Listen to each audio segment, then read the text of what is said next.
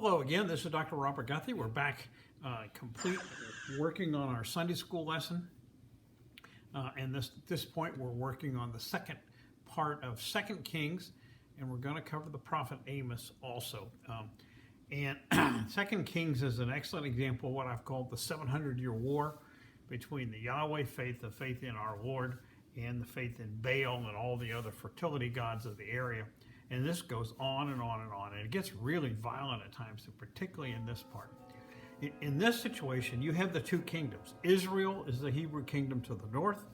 Judah is the Hebrew kingdom to the south. Israel is larger, more populated, better farmland, and controls a lot of the trade routes, much wealthier.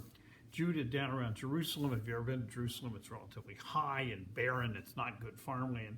They don't have the trade routes. So they are more of a dependent kingdom, more vulnerable. So in this point, we have the war with the Baals going wild. There's one of the King Ahab of the north who was married to Jezebel and was a great persecutor of the Yahweh faith. And he was killed in a battle with the Syrians, and he was succeeded by one of his sons. The opening salvo in this episode is with Jehu. Jehu is the army commander for the army in the kingdom of Israel, the northern kingdom, and a disciple of Elisha comes up and says, I'm going to anoint you king. I want you to become king and take over the northern kingdom. Well, that's too hard to turn down, so he says, okay, and he sets off a revolution. He's anointed, he declares himself king, he's the commander of the army, so he brings a lot of his supporters with him. They go down to the royal family in Samaria. Samaria is the higher elevated fortified capital of the northern kingdom, and he kills the current king and all the king's brothers. And this is when they come upon Jezebel, and she knows trouble is coming, so she's made up her eyes and put on her mascara and got herself dolled up, and they basically throw her off the balcony, and she crashes down on the pavement, and they ride over her with horses and make certain she's good and dead, and the dogs eat her. You know, it's really a gross story, but this is a gross time. So she disappears from the scene, but she leaves heritage behind her. So Jehu sets out to squash the Baal faith, which is very interesting. He really makes an effort to do this. He goes to the Baal temple and demolishes the temple. Along the way, he puts on a fake ceremony. We're going to invite all the supporters and the priests of Baal to come and have this ceremony at the temple. They surround the temple, the Baal temple, and they kill them all. Nice guys, huh? And aren't you glad you live now instead of then? And they then they tear the temple down and turn it into a latrine. I thought, well, that's really quite the insult to this. He tears down the sacred poles. They use sacred poles as a fertility rite. This is the fertility rite, Baal and his consort Ashtar. And so they have massacred all these people. But he doesn't get total positive write-up in the text, because while he does the active Baal faith and gets rid of it, he doesn't do away with the golden bulls, which are in the temples at Dan and at Bethel. And so he's not completely praised for getting rid of all the pagan influences in the area. Sorry, but that's my wife texting me, so but she can wait a little bit while I do this. And so he fails to get completely support for not having gotten rid of the golden calves, which are the symbol of Baal in those two shrines. Now, the other interesting wrinkle that comes up, that he had killed the current king of the southern kingdom, along with killing off the supporters of the old king. And when word gets back to the southern kingdom, the queen mother, which is the proper term, Athaliah, who was the mother of the king of Judah that was killed, but she's also a daughter of Ahab. Probably, it doesn't say, a daughter of Jezebel. And she thinks, okay, her son's dead, so she's going to take over power. She's going to seize power.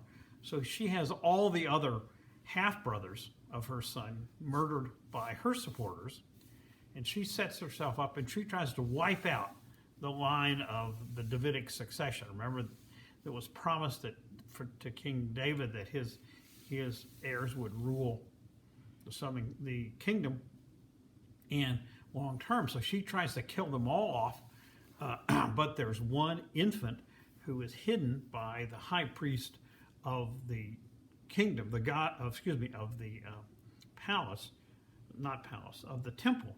And the high priest takes him into the parts of the temple and hides this infant along with the nurse that takes care of him.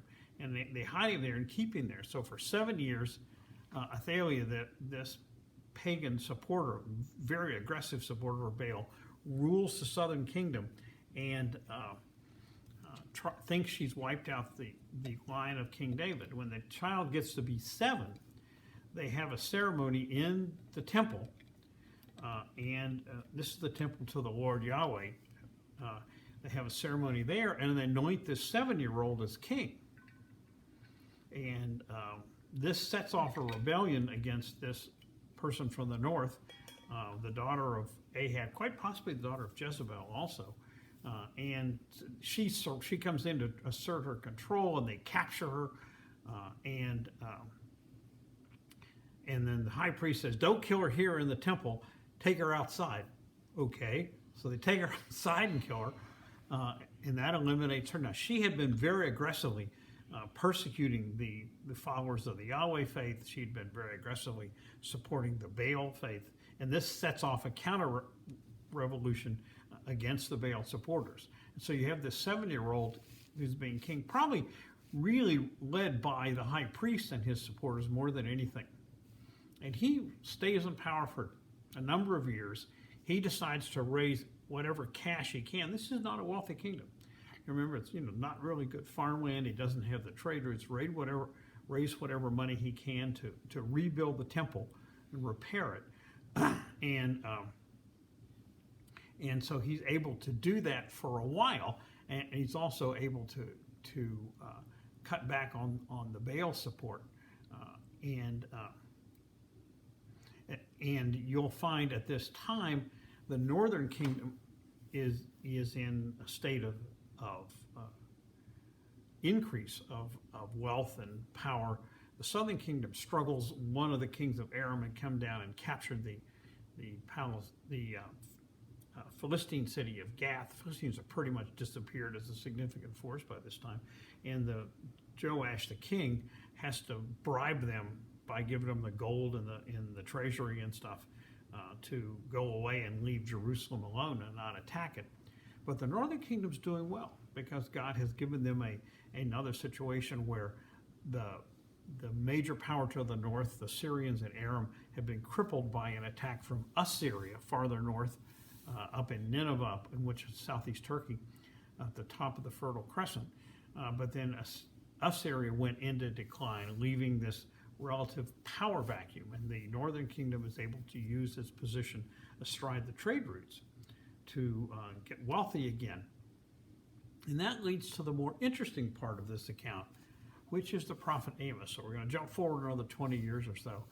And prophet Amos is my favorite. He's of the Old Testament prophets. He's an unknown person. He works in the agricultural industry in the southern kingdom. He was a shepherd and a dresser of fig trees. He would prepare the fig trees so that the figs would ripen and they could harvest them. And he gets a divine call. It's interesting how this relatively rough-cut rural person gets this divine call.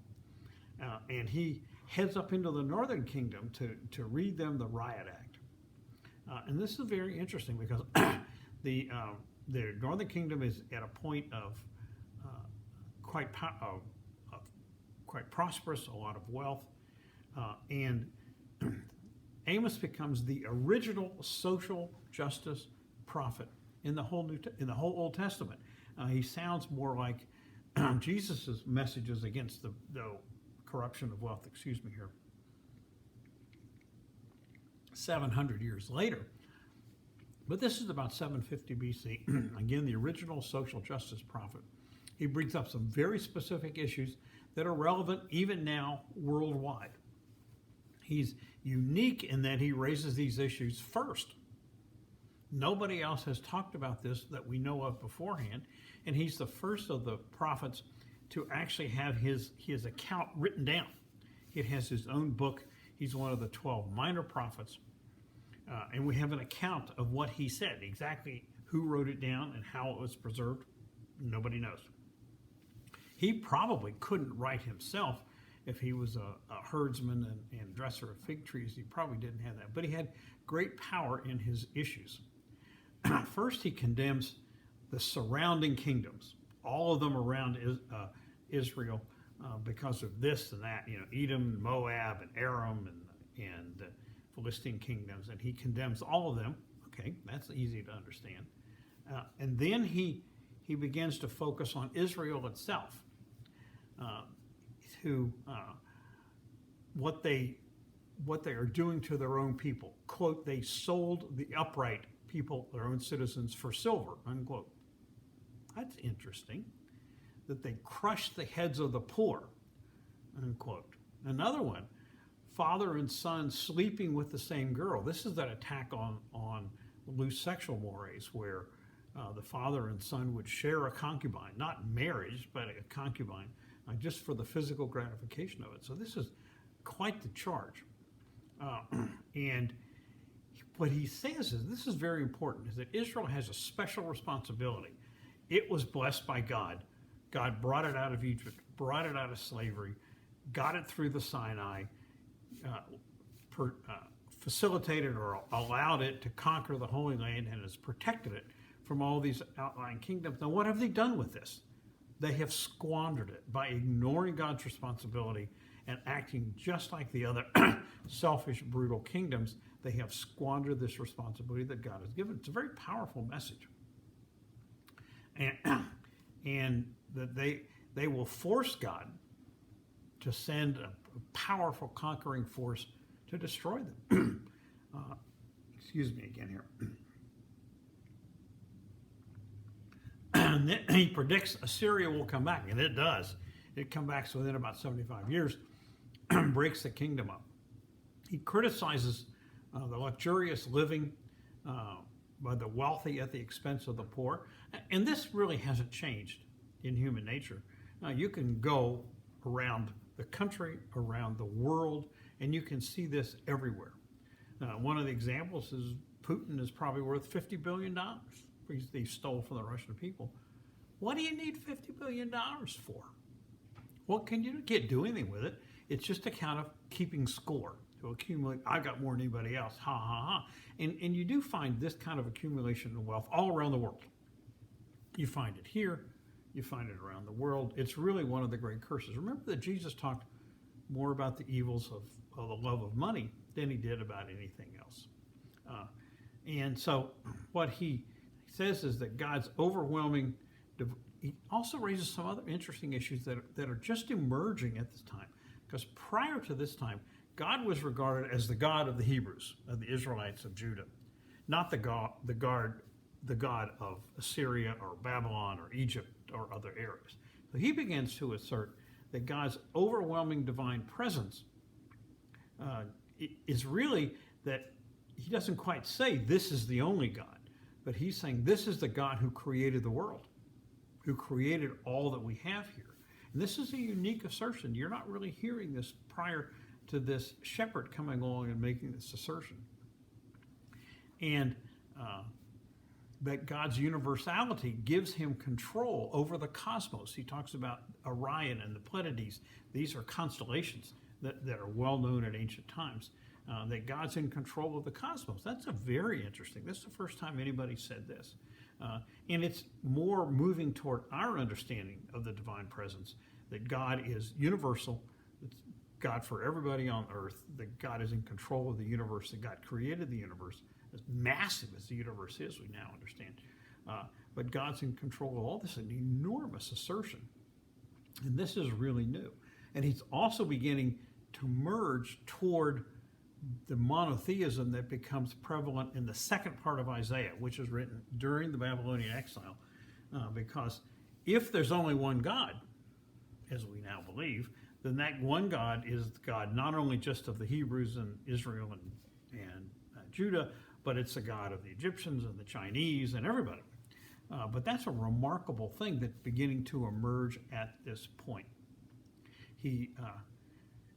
And that he states that we should seek good, not evil. I agree with that, no problem. He attacks the hypocrisy of many religious rites, in which people go through the religious ceremonies, but then they go out and abuse the poor, like they always have. He talks about mansions in heaven. That's a quote. Again, we're seeing this similar to the question about Elijah being taken up in the fiery chariot to heaven. The concept of a heaven up above is in the presence of God, where we can go and be in the presence of God. This is beginning to emerge as an understanding at this time also, a heavenly home. He states, like I said before, that God is God to all the ethnic groups, not just the Hebrews. That's a radical statement. It really is. We believe that, but they didn't believe that then. Each tribe had their own gods. And these are emerging assertions which find it later in Isaiah, a couple hundred years later, that God is the God for all peoples. So it's our God and the Chinese gods and everybody. So this is a totally new concept at the time, but it's a fascinating and exciting concept for me as we work through this material, because that means that the Hebrew God is the God of all humanity.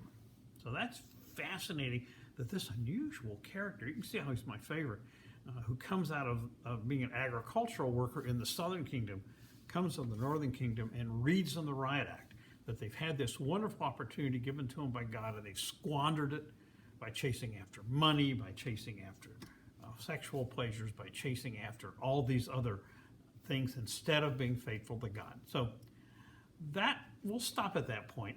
And the reading for the next lesson, we're actually going to have a week off, is 2 Kings 14 through 18, which is when the northern kingdom is conquered by the Assyrians, and the 10 northern tribes become the 10 lost tribes, along with the prophet Hosea. Hosea is the second of the two prophets of the northern kingdom. The other prophets, Jeremiah and that group, are all in the southern kingdom after this. So we'll cover the second prophet Hosea, 2 Kings chapters 14 through 18. We will not have a class next week. It's a holiday weekend, and we're going to have our own little holiday here. We'll be back in 2 weeks. This is Dr. Guthrie. Thank you.